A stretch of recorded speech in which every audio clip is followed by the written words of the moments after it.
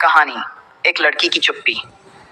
एक छोटे से गांव में आरती नाम की लड़की रहती थी। आरती बहुत समझदार थी, लेकिन उसकी एक आदत थी। वो अपना दर्द कभी किसी को नहीं बताती थी। घर में गरीबी थी, पिता बीमार रहते थे और माँ लोगों के घर काम करती थी। आरती हर सुबह स्कूल जाती, लेकिन स्कूल से आने के बाद वो भी माँ के साथ काम पर चली जाती थी। गांव के लोग अक्सर कहते, लड़कियों को इतना पढ़ाने से क्या होगा, आखिर शादी ही तो करनी है। ये बातें सुनकर भी आरती चुप रहती थी, लेकिन उसके दिल में एक सपना था। वो अपने माँ बाप की जिंदगी बदलना चाहती थी।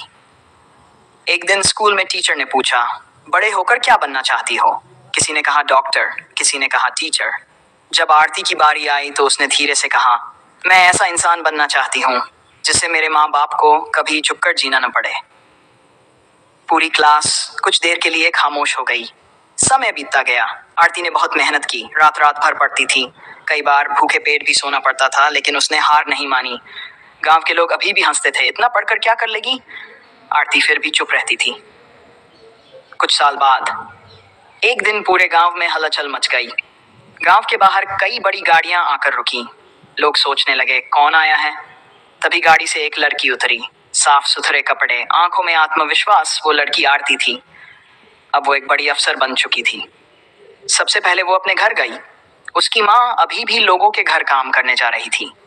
आरती ने माँ का हाथ पकड़ लिया और कहा, अब आपको किसी के घर काम करने की जरूरत नहीं है।